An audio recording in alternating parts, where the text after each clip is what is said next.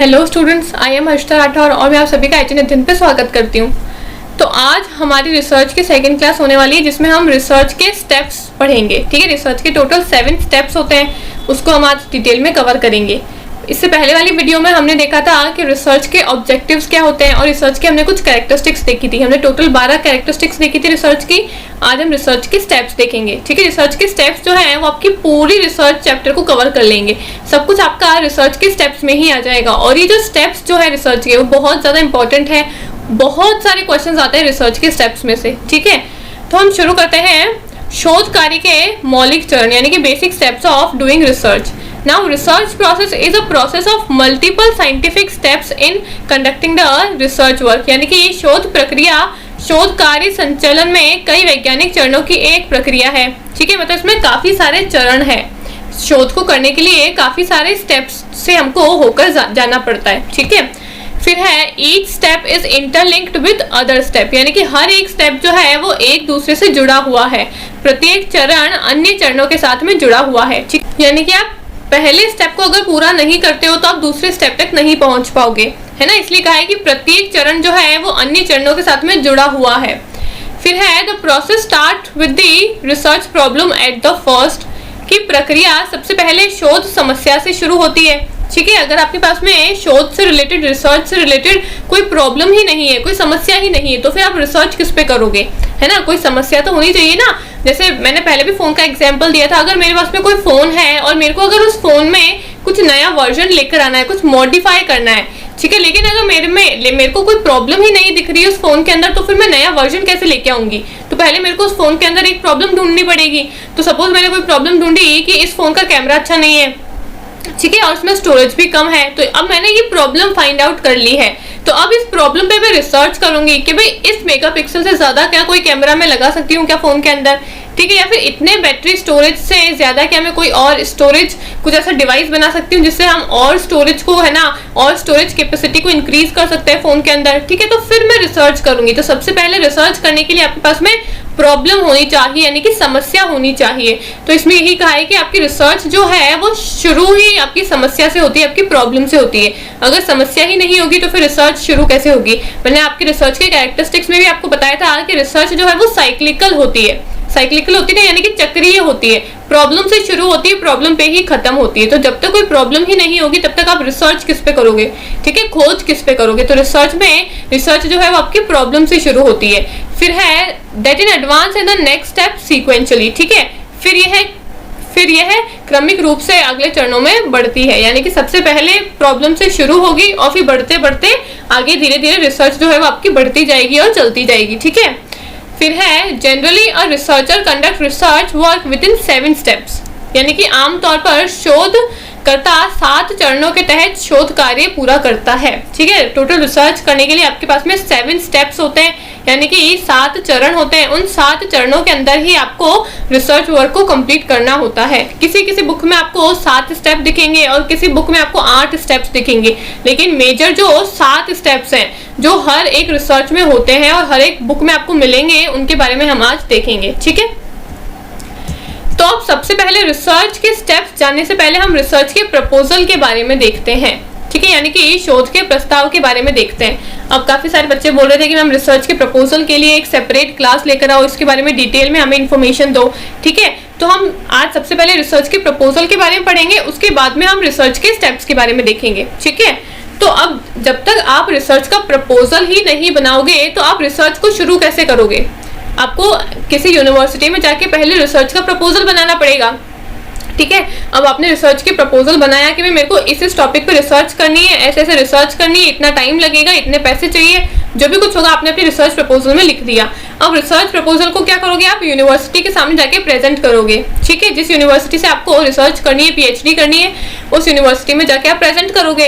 अब वो यूनिवर्सिटी वाले लोग आपके रिसर्च प्रपोजल को पढ़ेंगे, यानी कि आपके शोध के प्रस्ताव को पढ़ेंगे। पढ़ने के बाद में अगर उनको लगता है कि ये प्रस्ताव जो है वो सही है, इस पर रिसर्च होनी चाहिए, ठीक है, इंपॉर्टेंट टॉपिक है, इससे काफी बेनिफिट मिल सकता है हमारी सोसाइटी को, या फिर आज से पहले कभी ऐसी रिसर्च हुई नहीं है, किसी टॉपिक पे ऐसी रिसर्च नहीं हुई है, तो वो आपकी रिसर्च को क्या करेंगे, आपकी जो रिसर्च का प्रपोजल है यानी कि आपकी शोध का प्रस्ताव जो है उसको अप्रूव कर देंगे और आपको परमिशन दे देंगे कि आप हमारी यूनिवर्सिटी के अंडर अपने इस टॉपिक पे रिसर्च कर सकते हो। लेकिन अगर उन लोगों ने मना कर दिया आपको रिसर्च प्रपोजल बनाने के लिए, तो फिर उन लोगों ने अगर मना कर दिया आपको इस टॉपिक पर रिसर्च करने के लिए, तो फिर आप क्या करोगे, अपना दूसरा रिसर्च का प्रपोजल बनाओगे, यानी कि किसी दूसरे टॉपिक पे रिसर्च करोगे, ठीक है। या फिर आपकी यूनिवर्सिटी आपको ये भी बोल सकती है कि भाई रिसर्च प्रपोजल में आपको इतने इतने पैसे लग रहे हैं या फिर कोई इतना इतना टाइम लग रहा है, तो आपको इसको थोड़ा कम करना पड़ेगा, ठीक है। कुछ चीजें अगर हटानी पड़ेगी तो आपको वो भी हटाने के लिए कह सकते हैं आपकी यूनिवर्सिटी वाले, ठीक है। तो रिसर्च शुरू करने से पहले आप क्या करोगे, रिसर्च का प्रपोजल प्रेजेंट करोगे, यानी कि शोध का प्रस्ताव प्रेजेंट करोगे अपनी यूनिवर्सिटी के सामने, फिर वो उसको एक्सेप्ट करेंगे, उसके बाद में आप रिसर्च करोगे, ठीक है। यानी कि उसके बाद में वो जो 7 स्टेप्स है आपके रिसर्च करने के, वो रिसर्च प्रपोजल के बाद में, यानी कि शोध के प्रस्ताव के बाद में शुरू होते हैं, ठीक है। तो आपका स्टार्टिंग कहाँ से होती है रिसर्च करने की, रिसर्च के प्रपोजल से, यानी कि शोध के प्रस्ताव से। तो सबसे पहले हम शोध के प्रस्ताव को देखते हैं कि ये होता है क्या है, हम कैसे इसको लिखते हैं, हम जब इसको लिखते हैं तो उसमें कौन कौन सी चीजें हम इंक्लूड करते हैं, ये सब कुछ हम देखते हैं, ठीक है। तो a research proposal is a document proposing a research project generally in the science or academia and generally constitute a request for sponsorship of a research. यानी कि रिसर्च प्रपोजल क्या होता है, एक डॉक्यूमेंट होता है जिसमें आप अपने रिसर्च के बारे में बताते हो, ठीक है। Research proposal is a document usually having 3 to 7 pages.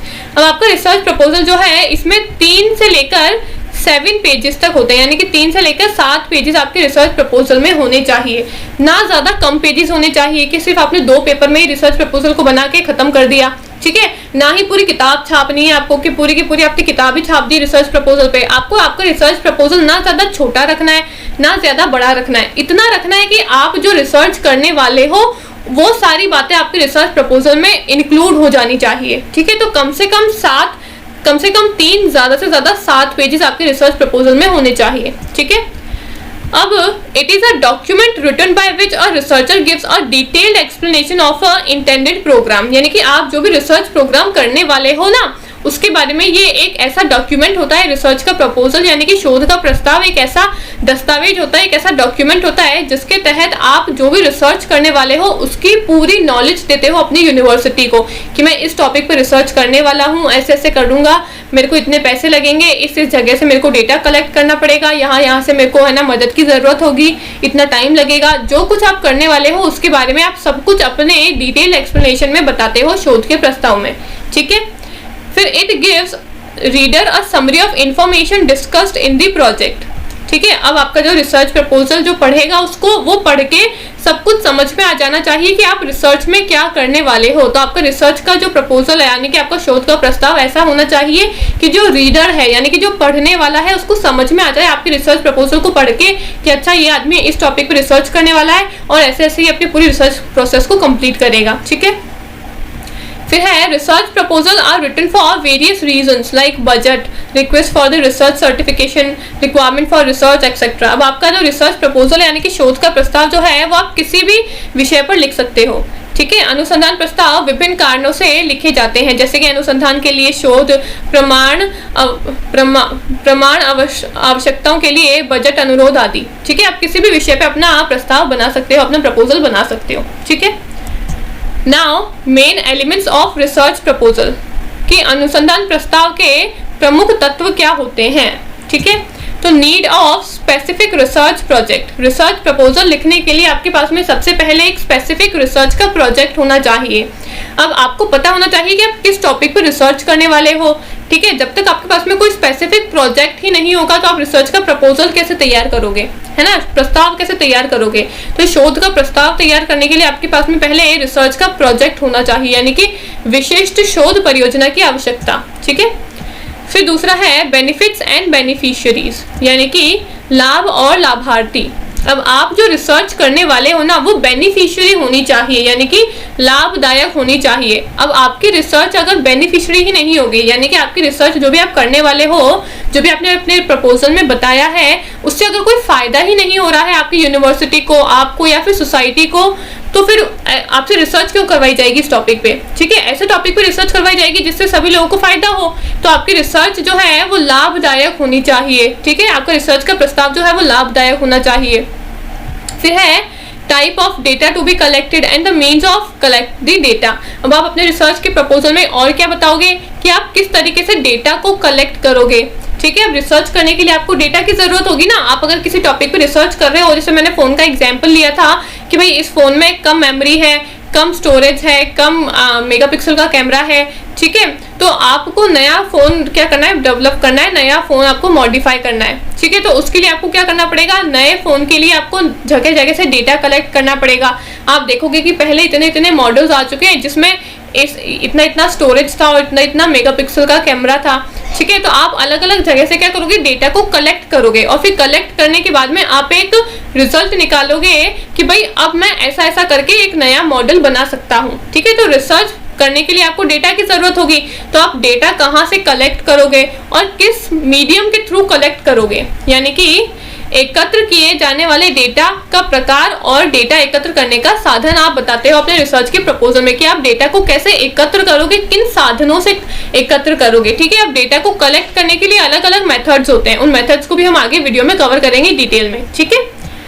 फिर आपका टाइप ऑफ एनालिसिस, यानी कि विश्लेषण के प्रकार। अब आपने जो डेटा कलेक्ट किया है उस डेटा में अगर कोई मिस्टेक आती है, आपने कुछ है ना क्या बोलते हैं, कुछ लिखने में मिस्टेक कर दी है या फिर आपने कोई गलत डेटा कलेक्ट कर लिया है, तो आपने अगर कुछ भी मिस्टेक करी है अपने डेटा को कलेक्ट करने के लिए या फिर अपने रिसर्च को करने में आपने अगर कोई भी गलती करी है, तो आप उसका विश्लेषण करोगे और फिर उस गलती को क्या करोगे, सही करोगे। तो ये सारी बातें भी आपको अपनी रिसर्च प्रपोजल में बतानी होगी कि आप किस तरीके से एनालाइज करोगे, किस तरीके से विश्लेषण करोगे, ठीक है।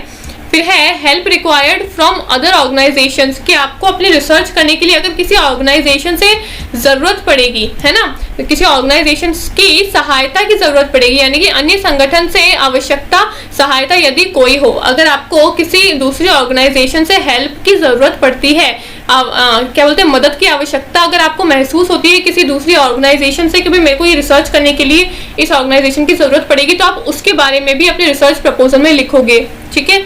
फिर है ड्यूरेशन, यानी कि निधियों की अवधि, facilities and requirement of funds, यानी कि सुविधाएं और आवश्यकता के बारे में भी आप अपने रिसर्च प्रपोजल में बताओगे कि मैं जो रिसर्च करने वाला हूँ, ठीक है, उसमें मेरे को कितना टाइम लगेगा, इस रिसर्च को करने के लिए मेरे को 3 साल लगेंगे, 4 साल लगेंगे, 5 लगेंगे, जितने भी लगेंगे आप उसको बताओगे अपने प्रपोजल में, ठीक है। कौन कौन सी फैसिलिटीज और कौन कौन से फंड की आपको जरूरत होगी, कितने पैसे की आपको जरूरत होगी इस रिसर्च को करने के लिए, आप वो भी अपने प्रस्ताव में बताओगे, ठीक है। और फिर 7th है profile and credentials of proposers, यानी कि प्रस्ताव का प्रोफाइल और क्रेडेंशियल्स के बारे में भी आप अपने रिसर्च प्रपोजल में बताओगे, ठीक है। तो यानी कि रिसर्च प्रपोजल में आप जो भी कुछ रिसर्च में करने वाले हो उन सभी चीजों के बारे में आप रिसर्च के प्रस्ताव में बताओगे, यानी कि प्रपोजल में बताओगे, ठीक है।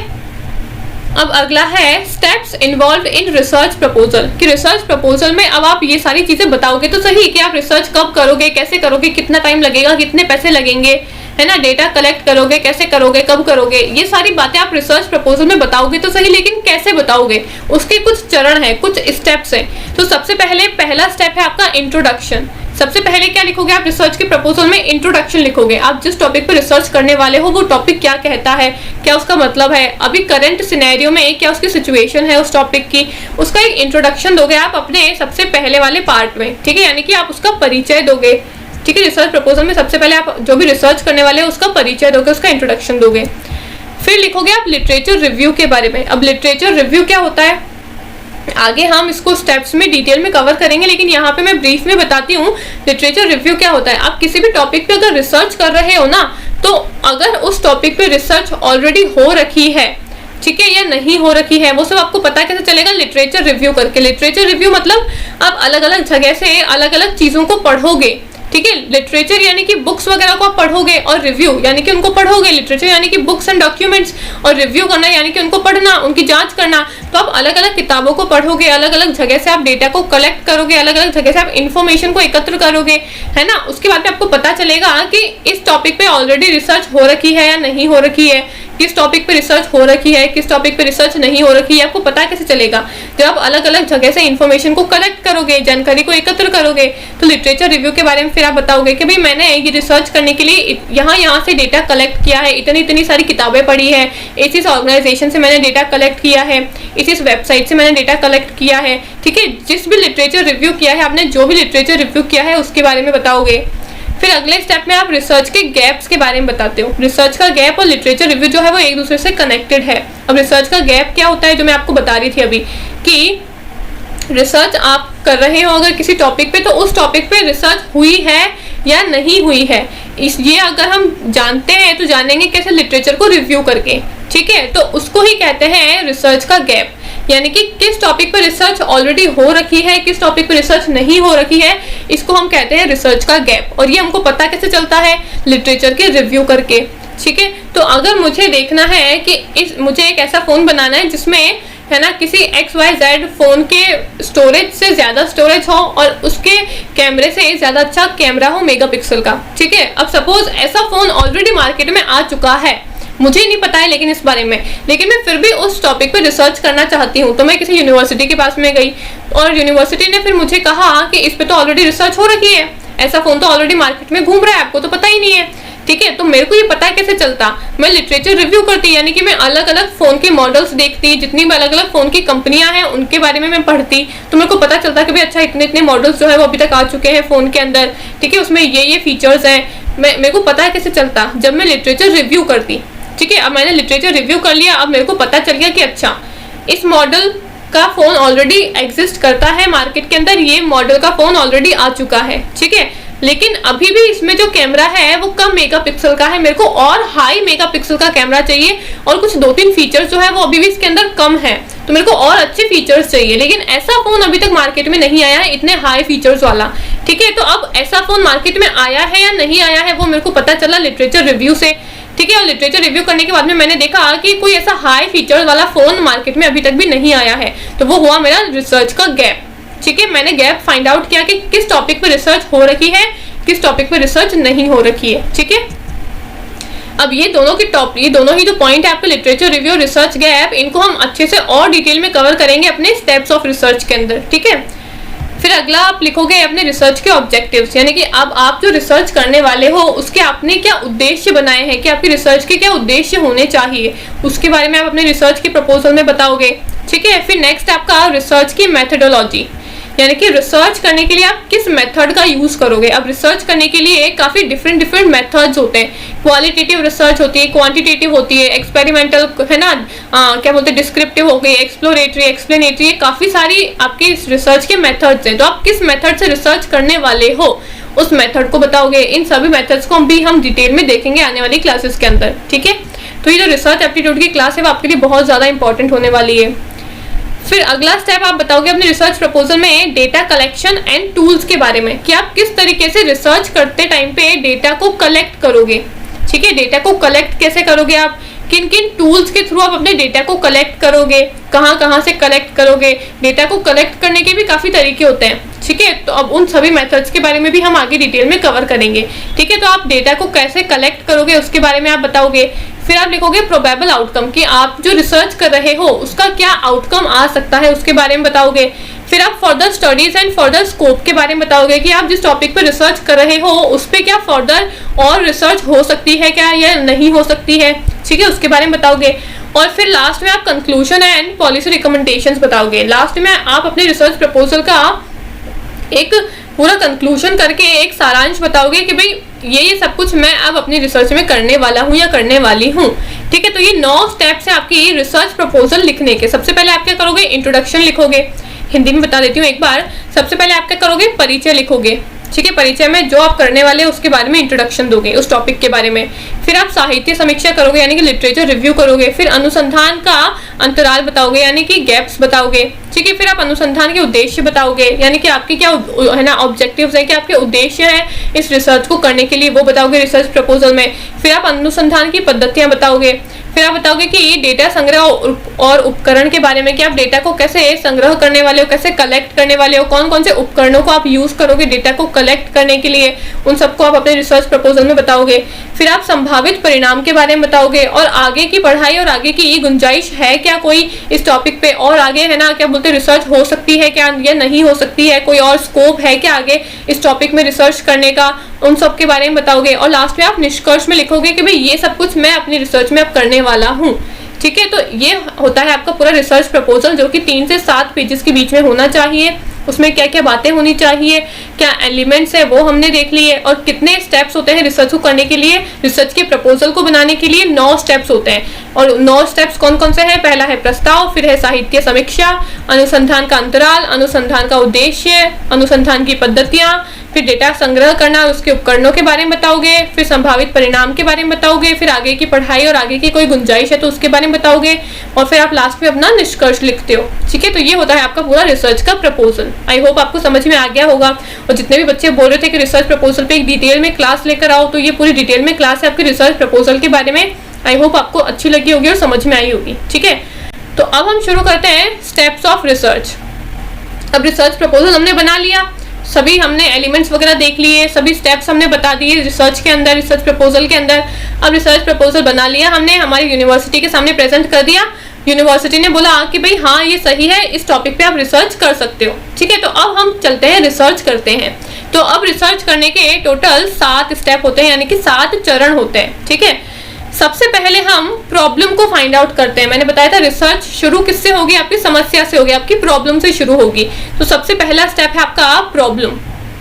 आप कोई समस्या ढूंढोगे किसी भी टॉपिक पे, किसी भी एरिया में जो आपका इंटरेस्ट का एरिया है उसमें आप कोई एक समस्या ढूंढोगे, और उस समस्या पे फिर आप क्या करोगे? रिसर्च करोगे। तो सबसे पहला चरण है आपका जिसमें आप प्रॉब्लम फाइंड आउट करते हो।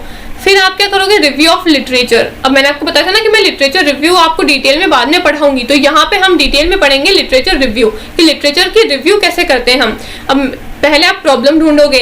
ठीक है, अब उस प्रॉब्लम के ऊपर आपको पहले खुद को भी तो इन्फॉर्मेशन कलेक्ट करनी पड़ेगी ना, उसकी पढ़ाई करनी पड़ेगी, उसके बारे में जितनी भी जानकारियां हैं वो सब आपको प्राप्त करनी पड़ेगी। वो प्राप्त कैसे करोगे आप? रिसर्च रिव्यू, लिटरेचर के रिव्यू से। ठीक है, फिर आप लिटरेचर रिव्यू करोगे सेकेंड स्टेप में। थर्ड स्टेप होता है आपका हाइपोथेसिस बनाना। अब ये हाइपोथेसिस क्या होती है? हम रिसर्च कर रहे हैं किसी टॉपिक पे। ठीक है, तो रिसर्च करते टाइम पे हमारा क्या हम क्या सोचते हैं उस टॉपिक के बारे में। ठीक है, हमारे क्या व्यूज है उसको हमको बताना होता है हाइपोथेसिस में। यानी कि हाइपोथेसिस में हमको हमारे अकॉर्डिंग क्या लगता है कि इस प्रॉब्लम का क्या सोल्यूशन हो सकता है। ठीक है, वो सोल्यूशन हमको लिखना होता है हाइपोथेसिस के अंदर। ठीक है, सपोज मेरे को ये देखना है कि मेल्स की, सपोज अगर मुझे देखना है कि है ना बच्चों की हाइट जो बढ़ती है, बच्चों की हाइट की जो ग्रोथ होती है वो हॉर्लिक्स पीने से बच्चों की हाइट बढ़ती है या नहीं बढ़ती है, सपोज मेरे को ये रिसर्च करनी है। ठीक है, तो अब मैं पहले तो क्या करूंगी? एक प्रॉब्लम फॉर्मुलेट करूंगी। यानी कि मैंने प्रॉब्लम बनाई कि बच्चों की हाइट जो है वो बढ़ रही है, क्या वो हॉर्लिक्स पीने से बच्चों की हाइट बढ़ रही है या नहीं बढ़ रही है। इस टॉपिक पे मैंने एक टॉपिक सोच लिया, अब इस टॉपिक पे मैं रिसर्च करूंगी। ठीक है, अब उसके बारे में मैं क्या करूंगी? लिटरेचर रिव्यू करूंगी, यानी कि अलग अलग किताबें पढ़ूंगी, अलग अलग जगह से बहुत सारा डेटा कलेक्ट करूंगी, जानकारी प्राप्त करूंगी। ठीक है, थर्ड स्टेप में मैं क्या करूंगी? इसकी हाइपोथेसिस बनाऊंगी। हाइपोथेसिस कैसे बनाऊंगी? हाइपोथेसिस का मतलब होता है सोल्यूशन बनाना। सोल्यूशन बनाऊंगी कि भाई बच्चों की हॉर्लिक्स पीने से ग्रोथ होती है या नहीं होती है, यानी कि उनकी हाइट बढ़ती है हॉर्लिक्स पीने से या नहीं बढ़ती है। मेरे क्या विचार है इस पे, मैं अपने अकॉर्डिंग मैं क्या सोचती हूँ, हाइट बढ़ती है या नहीं बढ़ती है। तो मैंने माना कि हॉर्लिक्स पीने से बच्चों की हाइट बढ़ती है, ये मेरा विचार है। ठीक है, तो ये मैंने अपना खुद का सोल्यूशन बनाया कि बच्चों की हाइट बढ़ती है। तो जो भी हम सोल्यूशन बनाते हैं वो सोल्यूशन होता है हमारा हाइपोथेसिस। ठीक है, अब ये सोल्यूशन जरूरी नहीं है कि सही ही प्रूव हो। अब हमने खुद का सोल्यूशन तो बना लिया, अब हम पूरी रिसर्च करेंगे। रिसर्च करने के बाद में अब हो सकता है कि रिजल्ट आए कि हॉर्लिक्स पीने से बच्चों की ग्रोथ नहीं बढ़ती है, तो मेरा सोल्यूशन जो है वो गलत भी हो सकता है और सही भी हो सकता है, कुछ भी हो सकता है। लेकिन मेरे को अपना एक सोल्यूशन देना पड़ता है कि मैं क्या सोचती हूँ, ऐसा हो सकता है या नहीं हो सकता है। ठीक है, तो उसको बोलते हैं हम हाइपोथेसिस। ठीक है, जिसको हम टेंटेटिव सोल्यूशन भी बोलते हैं। टेंटेटिव मतलब टेम्पररी सोल्यूशन है। टेम्पररी क्यों है? क्योंकि अभी तक ये प्रूफ नहीं हुआ है कि भाई हॉर्लिक्स पीने से बच्चों की ग्रोथ बढ़ती है या नहीं बढ़ती है। ये मैंने सिर्फ अपने अकॉर्डिंग एक सोल्यूशन बनाया है, अपने अकॉर्डिंग एक निर्णय लिया है कि हाँ हॉर्लिक्स पीने से बच्चों की ग्रोथ बढ़ती है। अब मैं पूरी रिसर्च करूंगी, हाइपोथेसिस को टेस्ट करूंगी, यानी कि जो मैंने सोल्यूशन बनाया है उसको मैं टेस्ट करूंगी, और टेस्ट करने के बाद में फिर मेरा जो है ना परमानेंट रिजल्ट है वो फिर मेरा बाद में आएगा, जब मेरी पूरी रिसर्च मेरी कंप्लीट हो जाएगी उसके बाद में। ठीक है, तो हम हाइपोथेसिस को टेंटेटिव सोल्यूशन भी कहते हैं, यानी कि एक टेम्पररी सोल्यूशन होता है हमारा हाइपोथेसिस। ठीक है, उसके बाद में फिर हम करते हैं फोर्थ स्टेप में रिसर्च डिजाइन। ठीक है, अब रिसर्च डिजाइन क्या होता है? अब मेरे को देखनी है कि बच्चों की ग्रोथ हॉर्लिक्स पीने से बढ़ती है या नहीं बढ़ती है, इसके बारे में मेरे को रिसर्च करनी है। ठीक है, तो पहले मैं क्या करूंगी, रिसर्च करने से पहले मैं रिसर्च की डिजाइन बनाऊंगी। डिजाइन बनाना मतलब प्लानिंग करना, उसके बारे में प्लानिंग करूंगी। अब प्लानिंग कैसे करूंगी, मैं प्लानिंग में लिखूंगी कि भाई मेरे को कैसे डेटा को कलेक्ट करना है। अब ऐसे ही थोड़ी ना मैं कि सुबह उठूंगी और जाके डेटा कलेक्ट करके आ जाऊंगी और रिसर्च कर दूंगी, नहीं। रिसर्च करने के लिए पहले मेरे को प्लानिंग करनी पड़ेगी कि मैं इस दिन डेटा कलेक्ट करूंगी, आज मैं यहाँ जाऊंगी, कल मैं वहां जाऊंगी, ठीक है। इन मैं बच्चों से बात करूंगी, मैं किस तरीके से बात करूंगी, कैसे मेरा डेटा कलेक्ट करूंगी, इन सब के बारे में मैं पहले क्या करूंगी, पहले मैं प्लानिंग करूंगी। तो वो प्लानिंग होगी मेरी रिसर्च की डिजाइन, ठीक है। वो मैं पूरा प्लानिंग करूंगी, पूरी रिसर्च की डिजाइन बनाऊंगी। फिर डिजाइन बनाने के बाद में अब मेरी एक्चुअल रिसर्च अब होगी शुरू, ठीक है। अब 5th स्टेप में मैं क्या करूंगी, carry out research as plan. अब मतलब मैंने जैसा प्लान बनाया है, जैसे मैंने प्लानिंग करी है, उसके अकॉर्डिंग अब मैं अपनी रिसर्च करना शुरू करूंगी। फिर अब 5th वाले में मैं क्या करूंगी, रिसर्च करना शुरू करूंगी, यानी कि डेटा कलेक्ट करना शुरू करूंगी।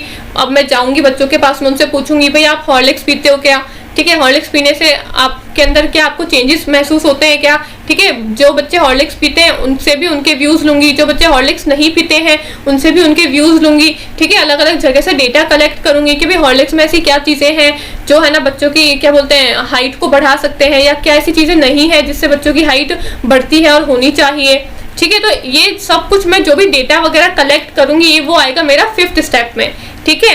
अब मैं चली 6th स्टेप की तरफ। सिर्फ 6th वाले में क्या होगा, एनालिसिस ऑफ रिसर्च, यानी कि अब मैंने 5th में जो भी डेटा कलेक्ट किया था, सपोज अगर उसमें कुछ भी मिस्टेक होती है, कुछ भी गलतियां होती है, तो मैं उन गलतियों को सुधारूंगी मेरी 6th स्टेप के अंदर। और हमने जो हाइपोथेसिस बनाई थी ना 3rd स्टेप में, जो हमने टेम्पररी सोल्यूशन बनाया था, उसको हम टेस्ट करेंगे हमारी 6th स्टेप में। मैंने बताया था कि हम क्या करते हैं, टेम्पररी सोल्यूशन बनाते हैं कि भाई मेरा क्या मानना है, ऐसा हो सकता है या नहीं हो सकता, ठीक है। अब मैंने अपना टेम्पररी सोल्यूशन बना लिया, अब उसको मैं क्या करूंगी, टेस्ट भी तो करूंगी ना। टेस्ट करने के बाद में तो मेरे को पता चलेगा कि भाई जो मैंने सोल्यूशन बनाया था, जो मैंने टेम्पररी सोल्यूशन बनाया था, क्या वो सही निकला या नहीं निकला, ठीक है। तो वो हम टेस्ट करेंगे फिर 6th स्टेप के अंदर, ठीक है। तो 6th स्टेप में हम क्या करेंगे, हाइपोथेसिस की टेस्टिंग होगी। और फिर लास्ट होता है आपका 7th स्टेप, जिसमें हम रिसर्च की रिपोर्ट बनाते हैं। अब पूरी रिसर्च हमारी कंप्लीट हो गई, ठीक है। अब पूरी रिसर्च हमारी कंप्लीट हो गई। अब हम क्या करेंगे, रिसर्च हमने कोई फालतू में थोड़ी ना बनाई है, रिसर्च कंप्लीट करी, कंप्लीट करने के बाद में हमको प्रेजेंट करना होगा अपनी यूनिवर्सिटी के सामने उसको। तो यूनिवर्सिटी के सामने प्रेजेंट कैसे करेंगे, उसके भी कुछ स्टेप्स होते हैं, यानी कि रिसर्च की रिपोर्ट बनाने के भी कुछ स्टेप्स होते हैं। जैसे हमने रिसर्च के प्रपोजल में पढ़ा, पहले हम इंट्रोडक्शन देंगे, फिर हम ऑब्जेक्टिव्स बताएंगे, फिर डेटा कैसे कलेक्ट करते हैं वो सब कुछ बताएंगे, लास्ट में कंक्लूजन बताएंगे। तो वैसे ही रिपोर्ट लिखने के भी कुछ स्टेप्स होते हैं कि सबसे पहले हमने क्या किया, फिर हमने डेटा कैसे कलेक्ट किया, ठीक है, कहाँ से डेटा कलेक्ट किया हमने, कौन से डायग्राम्स यूज किए, ठीक है, रेफरेंस, बिब्लियोग्राफी, ये सब कुछ हम रिसर्च की रिपोर्ट में लिखते हैं। तो इसको भी हम डिटेल में देखेंगे कि रिसर्च की रिपोर्ट कैसे लिखते हैं हम, ठीक है। तो ये आपके 7 स्टेप होते हैं रिसर्च करने के। हिंदी में भी है स्टेप्स के बारे में। सबसे पहले हम समस्या ढूंढेंगे, यानी कि प्रॉब्लम फाइंड आउट करेंगे। फिर हम साहित्य की समीक्षा करेंगे, यानी कि लिटरेचर रिव्यू करेंगे। 3rd स्टेप में हम परिकल्पना बनाते हैं, यानी कि हाइपोथेसिस बनाते हैं, ठीक है। जो परिकल्पना हमारी क्या होगी, टेम्पररी होगी, जिसको हम टेंटेटिव सोल्यूशन भी कहते हैं, ठीक है। अभी तक तो ये टेम्पररी है, लेकिन आगे जाके हम इसको टेस्ट करेंगे, ठीक है। मैंने बताया था 6th स्टेप में हम इसी हाइपोथेसिस को क्या करेंगे, टेस्ट करते हैं, ठीक है। तो अभी हमने क्या करा है, 3rd स्टेप में हाइपोथेसिस बनाई, यानी कि परिकल्पना बनाई कि हमारे क्या विचार है, ऐसा हो सकता है या नहीं हो सकता, ठीक है। अगले स्टेप में हम क्या करेंगे, अनुसंधान की डिजाइन बनाएंगे, यानी कि पूरी प्लानिंग करेंगे कि अब हम रिसर्च को कैसे करेंगे, कैसा डेटा कलेक्ट करेंगे, कहाँ से कलेक्ट करेंगे, किससे पूछेंगे, ठीक है, कहाँ जाएंगे, ये सब कुछ हम प्लानिंग करेंगे। फिर 5th स्टेप में क्या होगा, हम योजना के अनुसार अनुसंधान करेंगे। जो भी हमने योजना बनाई है, जो भी हमने प्लानिंग करी है, उसके अकॉर्डिंग अब हम काम करेंगे, डेटा को कलेक्ट करेंगे, ठीक है। फिर 6th स्टेप में क्या होगा, अब जो हमने परिकल्पना बनाई थी, यानी कि जो हमने हाइपोथेसिस बनाई थी, उसको टेस्ट करेंगे, ठीक है। अब टेस्ट करने के बाद में फिर हमारा जो भी रिजल्ट आता है उसको बताएंगे हम रिपोर्ट के अंदर, रिसर्च की रिपोर्ट के अंदर। अब हम रिजल्ट को बताएंगे कि भाई मैंने ये सोचा था कि इसका ऐसा रिजल्ट आना चाहिए, लेकिन क्या एक्चुअल में इसका रिजल्ट ऐसा आया या नहीं आया, ठीक है, क्या आया, जो भी कुछ है वो सब हम रिसर्च की रिपोर्ट में बताते हैं। अब रिपोर्ट लिखने के भी कुछ चरण होते हैं, कैसे रिपोर्ट को लिखा जाता है, पहले चरण में क्या आता है, दूसरे में क्या आता है, वो सब कुछ हम आगे डिटेल में देखेंगे, ठीक है। तो ये थे हमारे 7 स्टेप्स रिसर्च के करने के। अभी तक तो हमने सिर्फ ब्रीफ में देखा है, अब एक एक स्टेप को हम डिटेल में पढ़ते हैं, ठीक है। तो अब हम शुरू करते हैं हमारे पहले स्टेप से, जो कि है हमारा फॉर्मुलेशन ऑफ रिसर्च प्रॉब्लम, यानी कि अनुसंधान समस्या को पहचाने और परिभाषित करें। अब रिसर्च शुरू करने से पहले हमको उसकी प्रॉब्लम फाइंड आउट करनी पड़ेगी, उसकी समस्या फाइंड आउट करनी पड़ेगी, ठीक है। तो प्रॉब्लम कैसे ढूंढते हैं, समस्या का अनुसंधान कैसे करते हैं, उसके कुछ स्टेप्स होते हैं, ठीक है। तो सबसे पहले उन स्टेप्स को देखते हैं। सबसे पहला होता है आपका सिलेक्शन ऑफ रिसर्च एरिया, कि आप किस एरिया में रिसर्च करने वाले हो, आप उस रिसर्च एरिया को सिलेक्ट करोगे, ठीक है। दूसरा होता है आपका dissect broad area into sub area. अब जो आपने एरिया चूज किया है उसके अंदर आपको सब एरिया चूज करने पड़ते हैं, ठीक है। तीसरा होता है focus on and selecting an area of interest. अब जो आपने सब एरिया चूज किया है उस सब एरिया के अंदर आपको अपना इंटरेस्ट वाला, अपनी रुचि वाला एरिया चूज करना पड़ता है, ठीक है। फिर है identify the gaps and rising research question. अब सब एरिया चूज कर लिया, एरिया पता चल गया भाई मैं किस पे रिसर्च करने वाली हूँ, कौन सा मेरा क्या क्वेश्चन होने वाला है, किस टॉपिक पे मैं रिसर्च करूंगी, ठीक है। अब एरिया फाइंड आउट करने के बाद में मैं क्या करूंगी, गैप्स को आइडेंटिफाई करूंगी। गैप्स को आइडेंटिफाई करने का मतलब क्या होता है, मैं ये देखूंगी कि आज से पहले इस टॉपिक पे रिसर्च हो रखी है या नहीं हो रखी है, ठीक है। इसको बोलते हैं हम गैप को आइडेंटिफाई करना। फिर मैं बनाऊंगी अपने objectives, formulation of broad objectives, यानी कि फिर मैं अपने उद्देश्य बनाऊंगी, ठीक है। मेरे को पता चल गया अपने फोर्थ स्टेप के अंदर कि भी आज से पहले इस टॉपिक पे कभी रिसर्च नहीं हुई है, तो अब मैं क्या करूंगी, ठीक है अब मैं इस टॉपिक पे रिसर्च कर सकती हूँ। तो अब मैं क्या करूंगी, अपने उद्देश्य बनाऊंगी कि ये जो मैं रिसर्च कर रही हूँ ये क्यों कर रही हूँ, मेरे उद्देश्य क्या है इसको लेकर, ठीक है। और फिर सिक्स्थ स्टेप होता है मेरा असेसिंग एंड रिव्यूइंग ऑब्जेक्टिव्स, यानी कि अब मैंने जो ऑब्जेक्टिव्स बनाए हैं, जो उद्देश्य बनाए हैं, मैं उनको क्या करूंगी, असेस करूंगी, उनको रिव्यू करूंगी, यानी कि उनको वापस से पढ़ूंगी कि जो मैंने ऑब्जेक्टिव्स बनाए हैं, जो मेरे उद्देश्य हैं, क्या वो सही है, क्या मैं उनको पूरा कर सकती हूँ, इन सब के बारे में देखूंगी, ठीक है। तो one by one in 6 steps को डिटेल में देखते हैं। सबसे पहला है आपका selection of research area. Research area का सिलेक्शन क्या होता है, आप अब रिसर्च करने के लिए इतनी सारी चीजें हैं दुनिया में, ठीक है। आप सारी चीजों पे तो रिसर्च नहीं कर सकते हो ना, तो आपको अपना एक पर्टिकुलर एरिया चूज करना पड़ेगा कि भाई मैं सिर्फ एक ही एरिया पे रिसर्च करूंगा, ठीक है। तो आपको अपना एक एरिया चूज करना पड़ेगा, ठीक है। जैसे आपके पास में हिस्ट्री है, पॉलिटिकल है, साइंस है, ज्योग्राफी है, मैथ्स है, बायो, फिजिक्स, केमिस्ट्री, कितने सारे सब्जेक्ट है, आप किस किस पे रिसर्च करोगे, सब पे थोड़ी ना कर सकते हो। तो आपको अपना एक खुद का टॉपिक चूज करना पड़ेगा, ठीक है। सपोज मैंने चूज किया मेरा पॉलिटिकल साइंस, ठीक है। अब मैंने अपना एक पॉलिटिकल साइंस एरिया चूज कर लिया। अब सेकंड स्टेप में क्या बोला है, dissect broad area into sub area. अब जो मैंने पॉलिटिकल साइंस वाला मेरा एरिया चूज किया है उसके अंदर भी मेरे को अपना एक सब एरिया चूज करना होगा। अब पॉलिटिकल साइंस भी कितना बड़ा सब्जेक्ट है, ठीक है। अब मैं पूरे पॉलिटिकल साइंस पे तो नहीं कर सकती रिसर्च, उसके अंदर आपकी इंडियन फॉरेन पॉलिसी आती है, उसके अंदर आपकी रिलेशनशिप्स आते हैं स्टेट के बारे में, उसके अंदर आपके फिलोसोफर्स के बारे में आते हैं, आपकी काफ़ी सारी थ्योरीज आती है, आइडियोलॉजीज आती है, थिंकर्स के बारे में आता है। तो मैं सारी पॉलिटिकल साइंस पे तो रिसर्च नहीं कर सकती हूँ, तो मेरे को पॉलिटिकल साइंस के अंदर भी अपना एक सब एरिया चूज करना होगा, ठीक है। मैंने चूज किया इंटरनेशनल रिलेशंस, ठीक है। मैंने क्या चूज किया, इंटरनेशनल रिलेशंस, कि भाई मैं ये देखना चाहती हूँ कि मेरे कंट्री के रिलेशनशिप्स बाकी सारी कंट्रीज के साथ में कैसे हैं, ठीक है। मैंने पॉलिटिकल साइंस अपना एक टॉपिक चूज किया, उस टॉपिक के अंदर मैंने अपना एक एरिया चूज किया कि इस टॉपिक के अंदर, पॉलिटिकल साइंस के अंदर मैं किसके बारे में रिसर्च करूंगी, इंटरनेशनल रिलेशंस के बारे में रिसर्च करूंगी, ठीक है। अब अगला स्टेप क्या बोला है, focus on and selecting an area of interest. अभी भी एरिया फाइंड आउट नहीं हुआ है, हमने टॉपिक चूज किया, उसके अंदर अपना एक एरिया चूज किया, इंटरनेशनल रिलेशंस। अब इंटरनेशनल रिलेशंस में भी कितनी सारी कंट्रीज हैं, भाई आप अपने रिलेशनशिप किसके साथ में देखना चाहते हो, आप इंडिया के रिलेशनशिप चाइना के साथ में देखोगे, पाकिस्तान के साथ में देखोगे, यूएसए के साथ में देखोगे, इंग्लैंड के बारे में देखोगे, नेपाल के साथ में देखोगे, किसके साथ में देखोगे, पूरे देश के बारे में थोड़ी ना आप पढ़ सकते हो कि भाई इंडिया के रिलेशनशिप सभी देशों के साथ में कैसे हैं। आपको अपना एक पर्टिकुलर अपना इंटरेस्ट वाला एरिया चूज करना पड़ेगा उसके अंदर भी, ठीक है। तो मैंने चूज किया कि इंडिया के रिलेशनशिप चाइना के साथ में कैसे हैं, ठीक है। इंडिया और चाइना के क्या रिलेशनशिप है, मैंने ये चूज किया, ठीक है। अब आपका जो एरिया है वो फाइंड आउट हो चुका है, अब आपका एरिया जो है वो फाइंड आउट हो चुका है। सबसे पहले हमने क्या किया, अपना एक टॉपिक चूज किया, मैंने चूज किया पॉलिटिकल साइंस, ठीक है। अब उस टॉपिक के अंदर भी आपको अपना एक सब एरिया चूज करना पड़ेगा। तो पॉलिटिकल साइंस के अंदर मैंने चूज किया अपने इंटरनेशनल रिलेशंस को, ठीक है। अब उस सब एरिया के अंदर भी आपको अपना एक इंटरेस्ट वाला टॉपिक चूज करना पड़ेगा कि भाई अब इस टॉपिक के अंदर भी मैं क्या पढ़ना चाहती हूँ, किस टॉपिक पे मैं रिसर्च करना चाहती हूँ, ठीक है। तो मैंने अपना चूज किया कि इंडिया और चाइना के रिलेशनशिप्स कैसे हैं, मेरे को वो देखना है, ठीक है। अब मेरा एरिया जो है वो चूज हो चुका है। अब फोर्थ स्टेप में क्या है, identify the gaps and rising research question. अब फोर्थ स्टेप में मैं क्या करूंगी, गैप्स को आइडेंटिफाई करूंगी। गैप्स को आइडेंटिफाई करने का मतलब क्या है कि क्या आज से पहले इंडिया और चाइना के क्या रिलेशनशिप है उसके बारे में रिसर्च ऑलरेडी हो चुकी है या नहीं हो चुकी है। अगर ऑलरेडी रिसर्च हो चुकी है किसी टॉपिक पे तो मैं वापस से सेम टॉपिक पे रिसर्च क्यों करूंगी, क्यों, कोई मतलब ही नहीं उसका तो करने का। भाई मैं ऐसे टॉपिक पे रिसर्च करूंगी ना जिसपे आज तक कभी कोई रिसर्च नहीं हुई है, ठीक है। अब जिसपे ऑलरेडी रिसर्च हो चुकी है, ऑलरेडी हमको रिजल्ट पता चल गया है कि क्या रिजल्ट है, तो फिर मैं सेम उस टॉपिक पे दोबारा रिसर्च करने का कोई मतलब ही नहीं बनता है ना, वो तो जस्ट वेस्ट ऑफ टाइम है।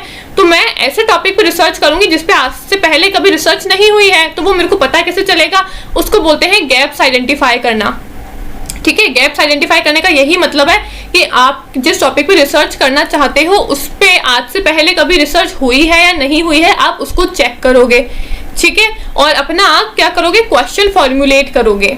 फिर फिफ्थ स्टेप में है फॉर्मुलेशन ऑफ ब्रॉड ऑब्जेक्टिव्स। अब आपको पता चल गई कि आज से पहले इंडिया और चाइना के क्या रिलेशनशिप है उसके ऊपर कभी रिसर्च नहीं हुई है, ठीक है। तो अब मैं इसका मतलब है कि इस टॉपिक पर रिसर्च कर सकती हूँ। अब फिफ्थ स्टेप में क्या बोला है, अपने ऑब्जेक्टिव्स को फॉर्मुलेट करोगे, यानी कि आप कुछ उद्देश्य बनाओगे कि भाई आप इंडिया और चाइना के बारे में रिलेशनशिप में आप स्टडी करना चाहते हो, तो क्यों करना चाहते हो, कुछ रीजन तो होगा ना उसके पीछे, कुछ उद्देश्य तो होंगे आपके, तो क्या उद्देश्य है अब आप उनको देखोगे, ठीक है, अपने उद्देश्य फॉर्मुलेट करोगे। फिर सिक्स्थ स्टेप में है असेसिंग एंड रिव्यूइंग ऑब्जेक्टिव्स, यानी कि अब आपने जो ऑब्जेक्टिव्स बनाए हैं, जो उद्देश्य बनाए हैं, उनको वापस से पढ़ोगे, उनकी जांच करोगे कि जो आपने उद्देश्य बनाए क्या आप उनको अचीव कर सकते हो क्या। भाई मैं ये चाहती हूँ कि मेरी इस रिसर्च की स्टडी से मेरा ये रिजल्ट आना चाहिए, ठीक है, और इससे दुनिया के अंदर ये बदलाव आना चाहिए, ठीक है। मैं चाहती हूँ कि इंडिया और चाइना के जो भी रिलेशनशिप है मेरी रिसर्च करने के बाद में मैं एक ऐसा रिजल्ट निकालूं कि ताकि इंडिया और चाइना के जो रिलेशनशिप है वो और अच्छे हो जाए, ठीक है। तो अब जो मैंने अपना उद्देश्य बनाया है, जो मैंने अपना ऑब्जेक्टिव बनाया है, क्या उसको मैं अचीव कर सकती हूँ क्या अपने रिसर्च से या नहीं कर सकती हूँ, ठीक है। मुझे वो देखना होगा कि भाई जो मैंने उद्देश्य बनाए हैं क्या उनको मैं अचीव भी कर सकती हूँ या नहीं कर सकती हूँ, ठीक है। तो वो होता है हमारा असेसिंग एंड रिव्यूइंग ऑब्जेक्टिव्स, ठीक है। तो ये 6 स्टेप्स होते हैं आपकी प्रॉब्लम को फॉर्मुलेट करने के लिए, यानी कि आपके अनुसंधान की समस्या को पहचानने के लिए। सबसे पहले हम क्या करते हैं, अपना एक टॉपिक चूज करते हैं, ठीक है। फिर उस टॉपिक के अंदर अपना एक एरिया चूज करते हैं, फिर उस एरिया के अंदर भी अपना एक इंटरेस्ट वाला एरिया चूज करते हैं, ठीक है। फिर उसके बाद में क्या करते हैं, हम गैप्स को आइडेंटिफाई करते हैं कि क्या आज से पहले इस टॉपिक पर रिसर्च हुई है या नहीं हुई है, उसको चेक करते हैं। उसके बाद में हम अपने उद्देश्य बनाते हैं और फिर उद्देश्य बनाने के बाद में उनको वापस से एक बार चेक करते हैं कि जो मैंने उद्देश्य बनाए हैं क्या मैं उनको पूरा भी कर सकती हूँ या नहीं कर सकती हूँ, ठीक है। तो ये 6 स्टेप्स होते हैं आपकी अनुसंधान समस्या को फाइंड आउट करने के। अब हिंदी में भी है आपके स्टेप्स कि पहले हम क्या करते हैं, एक अनुसंधान क्षेत्र का चयन करते हैं, ठीक है, कि किस टॉपिक पे आप रिसर्च करना चाहते हो। उसके बाद में आप व्यापक क्षेत्रों के उप क्षेत्रों में विभाजित करें, ठीक है। जो आपने क्षेत्र बनाया है उस क्षेत्र को आपको उप क्षेत्रों में विभाजित करना होगा, उसके सब एरियाज के अंदर उसको डिवाइड करना होगा आपके एक टॉपिक को, ठीक है। अगला है आपका रुचि के क्षेत्र पर ध्यान केंद्रित करना और उसका चयन करना। अब उस सब एरिया के अंदर भी आपने जो उप क्षेत्रों में विभाजित किया है अपने टॉपिक को, उसके अंदर से भी आपको अपने एक रुचि वाला क्षेत्र चुनना पड़ेगा जिसके ऊपर आप रिसर्च करोगे, ठीक है। अगला है कि कमियों की पहचान करना और शोध प्रश्न उठाना। अगले स्टेप पे आप क्या करोगे, ये देखोगे कि आज से पहले क्या इस टॉपिक पे रिसर्च हुई है या नहीं हुई है, ठीक है। जहां पे जिस टॉपिक पे रिसर्च नहीं हुई है फिर आप उस टॉपिक को उठाओगे कि भाई इस एरिया पे तो ऑलरेडी रिसर्च हो चुकी है, इस चीज पे रिसर्च नहीं हुई है, तो मैं फिर इस चीज को उठा के इस पे रिसर्च करती हूँ, ठीक है। फिर अगले स्टेप में आप क्या करोगे, व्यापक उद्देश्यों का निरूपण, यानी कि आप फिर क्या करोगे, अपने कुछ उद्देश्य बनाओगे, अपने कुछ ऑब्जेक्टिव्स बनाओगे और फिर क्या करोगे, उद्देश्य का आकलन और समीक्षा करना, यानी कि फिर आपने जो उद्देश्य बनाए हैं उन उद्देश्यों को आप क्या करोगे, उनकी समीक्षा करोगे, उनका आकलन करोगे, यानी कि उनको पढ़ोगे, उनको रिव्यू करोगे, उनको चेक करोगे कि जो आपने उद्देश्य बनाए हैं क्या आप उनको अचीव कर सकते हो या नहीं कर सकते हो, ठीक है। अब है कि main consideration in selecting a research problem, कि शोध समस्या के चयन में मुख्य विचार। अब जो हम रिसर्च की प्रॉब्लम को फॉर्मुलेट करते हैं, शोध की समस्या का चयन करते हैं, उसके अंदर हमको कुछ बातों का ध्यान रखना पड़ता है, ठीक है। कौन कौन सी बातों का ध्यान रखना पड़ता है, अब वो 6 स्टेप समझ में आ गए आपको कि भाई प्रॉब्लम को फॉर्मुलेट कैसे करते हैं, ठीक है। अब उसके बाद में अब हम प्रॉब्लम फॉर्मुलेट कर रहे हैं, जब शोध की समस्या का चयन कर रहे हैं तो उसके अंदर हमको कुछ बातों का ध्यान रखना होगा। तो सबसे पहले है इंटरेस्ट, यानी कि आपकी रुचि वाला एरिया होना चाहिए। मैंने आपको बताया था ना ऊपर स्टेप में भी कि आप ऐसा एरिया चूज करोगे जिसमें आपका इंटरेस्ट हो, ठीक है। दूसरा है मैनेजेबल मैग्नीट्यूड, यानी कि आपका है प्रबंधनीय परिमाण। आप कुछ ऐसा जो आपने एरिया चूज किया है वो आपके मैनेजेबल होना चाहिए, मतलब ऐसा एरिया चूज नहीं करना है आपको जो आपसे संभल ही नहीं रहा है, आप उस पर रिसर्च ही नहीं कर पा रहे हो, आपने इतना डिफिकल्ट एरिया चूज कर लिया कि भाई है ना आपसे संभल ही नहीं रहा है, आप उस पर पढ़ाई नहीं कर पा रहे हो, ठीक है। आपको इतना डिफिकल्ट एरिया भी चूज नहीं करना है, आपको ऐसा एरिया चूज करना है जो आपसे मैनेजेबल हो सके, ठीक है।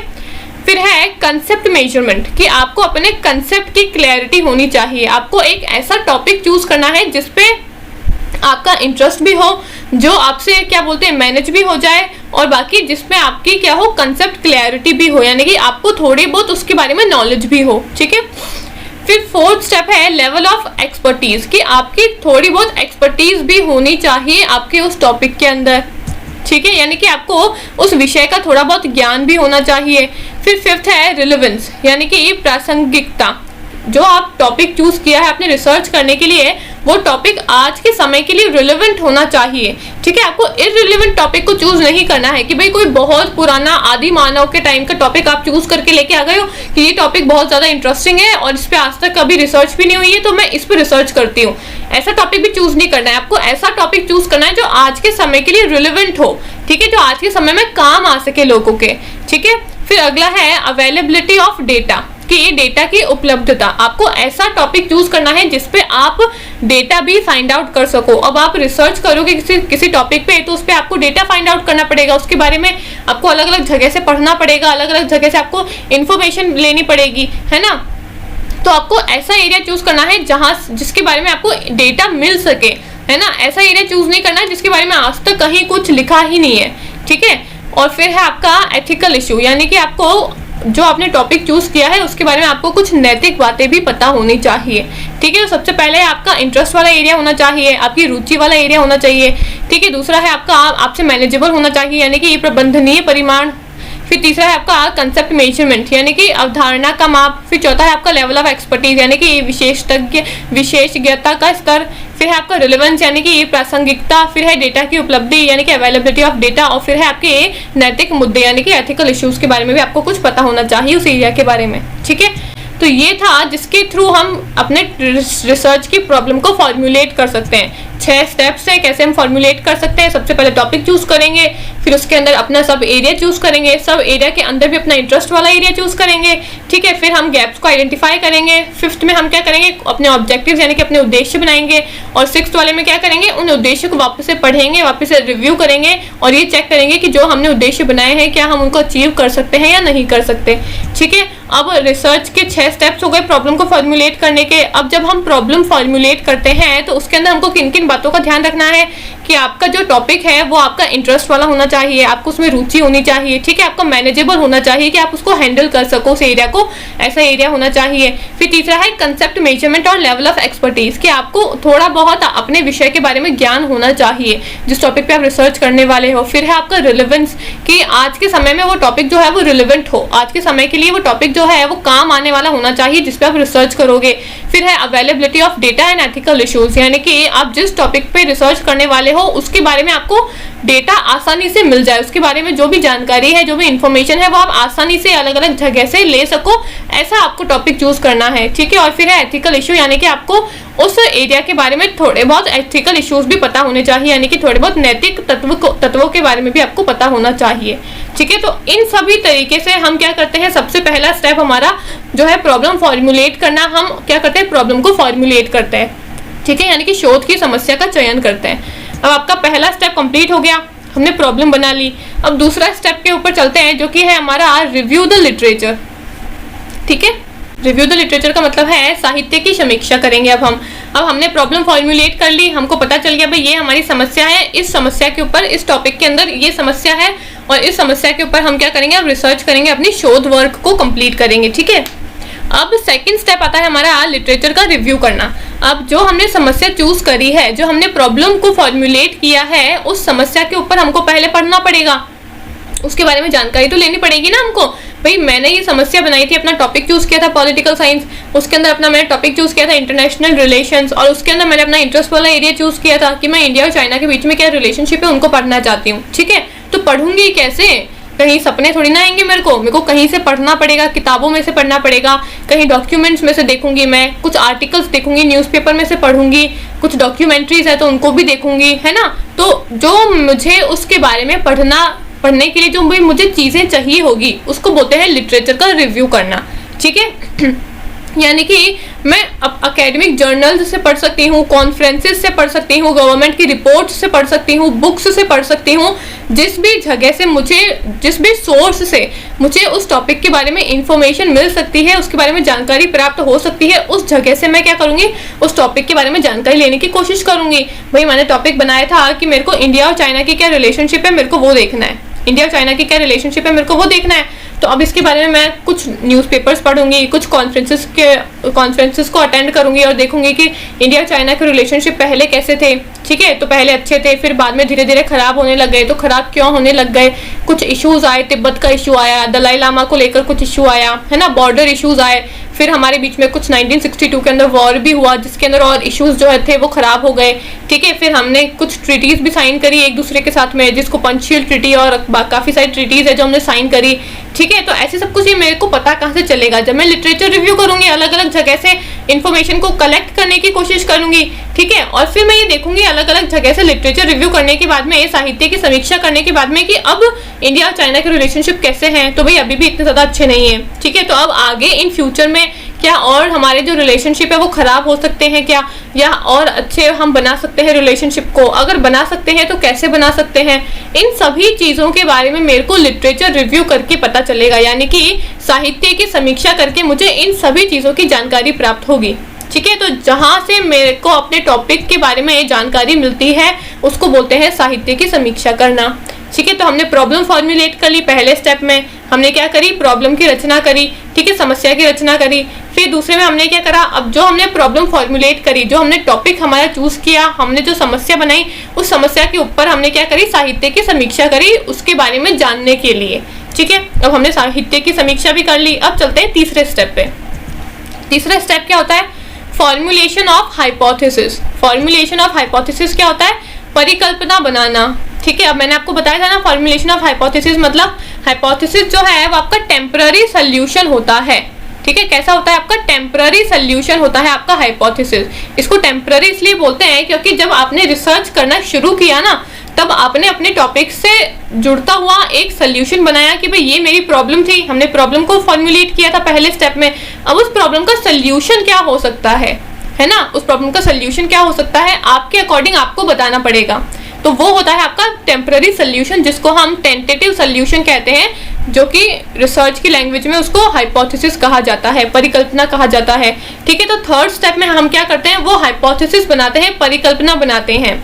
ठीक है, अब परिकल्पना बनाते टाइम पे हमको कुछ चीजों का ध्यान रखना होता है। कौन कौन सी चीजों का? सबसे पहला है वेरिएबल्स, दूसरा है आपका पॉपुलेशन, और तीसरा है आपके रिलेशनशिप बिटवीन वेरिएबल्स।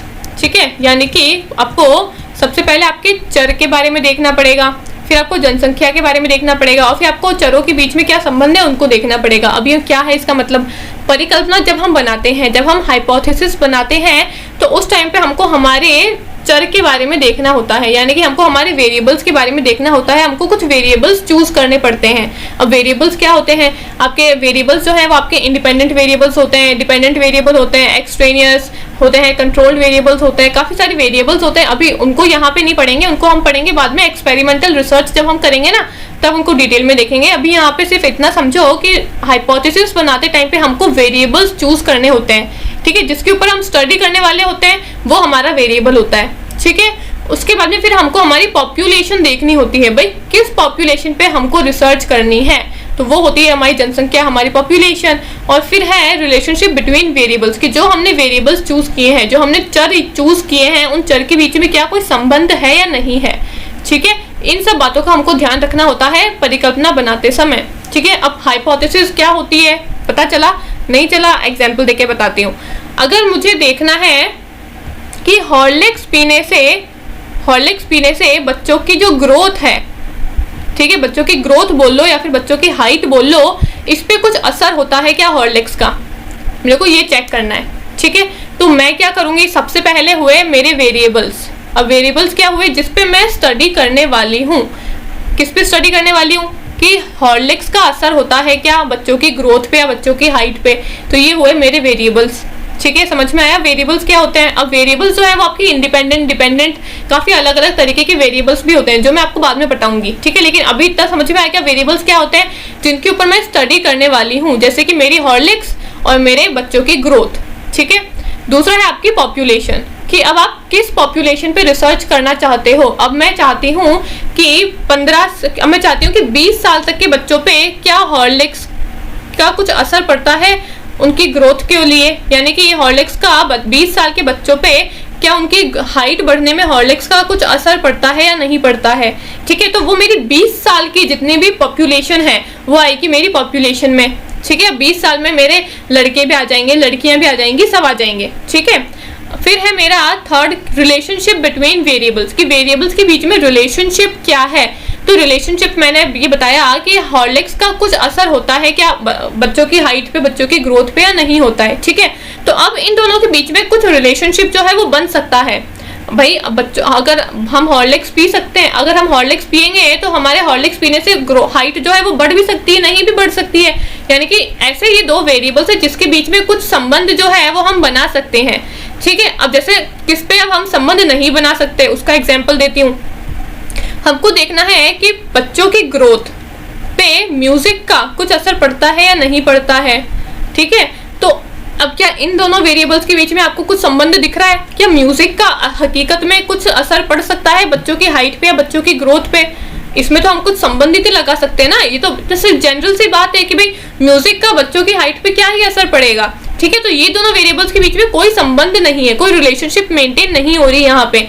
लेकिन हॉर्लिक्स और बच्चों की हाइट के बीच में एक रिलेशनशिप मेंटेन हो सकती है कि हॉर्लिक्स का असर पड़ सकता है लेकिन म्यूजिक का तो असर भी नहीं पड़ सकता, ठीक है। तो ये होती है आपकी रिलेशनशिप बिटवीन वेरिएबल्स, कि आपके चरों के बीच में क्या संबंध है उसका भी ध्यान रखा जाता है आपकी परिकल्पना बनाते टाइम पे, ठीक है। तो अब मैंने वेरिएबल्स चूज कर लिए, हाइपोथेसिस हॉर्लिक्स और बच्चों की हाइट पे क्या असर पड़ रहा है हॉर्लिक्स का, ठीक है। ये मेरे वेरिएबल्स हो गए, मेरी पॉपुलेशन हो गई और मेरा वेरिएबल्स के बीच में संबंध हो गए, रिलेशनशिप हो गए। अब मैं हाइपोथेसिस कैसे बनाऊंगी, इससे परिकल्पना कैसे बनाऊंगी। तो मुझे रिसर्च करने से पहले मुझे अपनी हाइपोथेसिस देनी होगी, अपनी परिकल्पना बतानी होगी कि मेरा क्या सोल्यूशन है, मैं क्या सोचती हूँ कि क्या बच्चों की हाइट पे हॉर्लिक्स का असर पड़ता है या नहीं पड़ता है। अब जरूरी नहीं है कि जो मैं सोच रही हूँ वो सही ही हो, ठीक है। हो सकता है वो गलत हो, रिसर्च करने के बाद में मेरे को पता चले कि नहीं बच्चों की हाइट पे हॉर्लिक्स का कोई असर नहीं होता, या फिर हो सकता है कि वो सही हो कि हाँ अभी बच्चों की हाइट पे हॉर्लिक्स का असर पड़ता है ना। तो जरूरी नहीं है कि जो भी मेरा सोल्यूशन है, यानी कि जो भी मेरी हाइपोथेसिस है, जो भी मेरी परिकल्पना है वो सही ही होगी, ठीक है। वो सही भी हो सकती है, गलत भी हो सकती है। अगर आपकी गलत परिकल्पना बनती है तो इसमें भी कोई डर वाली बात नहीं है कि भी आपको सजा हो जाएगी, अब तो आपने गलत परिकल्पना बनाई थी अब आपको सजा मिल जाएगी, ऐसी कोई बात नहीं है। आपको सिर्फ अपनी हाइपोथेसिस रखनी पड़ती है। भाई आपने अभी तक रिसर्च शुरू नहीं की है, अभी तक सिर्फ आप एक अनुमान लगा रहे हो कि हॉर्लिक्स पीने से बच्चों की ग्रोथ में असर आ सकता है, ठीक है। अभी तक आपने कोई रिसर्च करके थोड़ी ना रिजल्ट निकाला है, तो जब तक रिसर्च ही नहीं हुई है तो उससे पहले तो आप एक अनुमान ही लगा सकते हो। तो वो अनुमान आपका सही भी हो सकता है, गलत भी हो सकता है, ठीक है। तो कुछ बच्चे सोचेंगे कि अगर गलत होगा तो क्या होगा, कुछ नहीं होगा। आपको सिर्फ अपनी रिसर्च में लिख देना है कि जो मैंने अनुमान लगाया था, जो भी मैंने हाइपोथेसिस बनाई थी वो मेरी गलत प्रूव हुई, ठीक है। बस सिंपल सी बात है, इसमें कुछ आपको ऐसे घबराने वाली बात नहीं है कि अगर गलत होगी तो मेरी रिसर्च है ना जो है वो गलत हो जाएगी, इसको सही नहीं माना जाएगा, ऐसा कुछ नहीं है। आपकी हाइपोथेसिस गलत भी हो सकती है, सही भी हो सकती है, ठीक है। तो अब मेरे को हाइपोथेसिस बनानी है, यानी कि परिकल्पना बनानी है। तो मैंने परिकल्पना बनाई कि भाई हाँ हॉर्लिक्स से बच्चों की ग्रोथ जो है वो बढ़ती है, यानी कि हॉर्लिक्स का असर पड़ता है बच्चों की ग्रोथ पे, बच्चों की हाइट पे, ठीक है। ये मैंने परिकल्पना बना ली। अब क्या होगा, परिकल्पना बनाने के बाद में मैं डेटा कलेक्ट करूंगी, ठीक है। मैं सैंपल्स चूज करूंगी, उसके बाद में अपनी पूरी हाइपोथेसिस जो मैंने बनाई है ना उसको फिर मैं टेस्ट करूंगी, ठीक है। टेस्ट कैसे करूंगी, जो भी मैंने डेटा कलेक्ट किया है, डेटा को मैंने फाइंड आउट किया है, उस डेटा को यूज करके मैं हाइपोथेसिस को टेस्ट करूंगी। उसके बाद में फिर जब रिजल्ट आएगा रिसर्च का, तब मेरे को पता चलेगा कि भाई क्या सही में जो मैंने परिकल्पना बनाई है वो सही है या गलत है। हो सकता है कि जो मैंने परिकल्पना बनाई कि भाई हॉर्लिक्स पीने से बच्चों की ग्रोथ जो है वो बढ़ती है, तो हो सकता है मेरी परिकल्पना गलत निकल जाए रिसर्च प्रूफ करने के बाद में।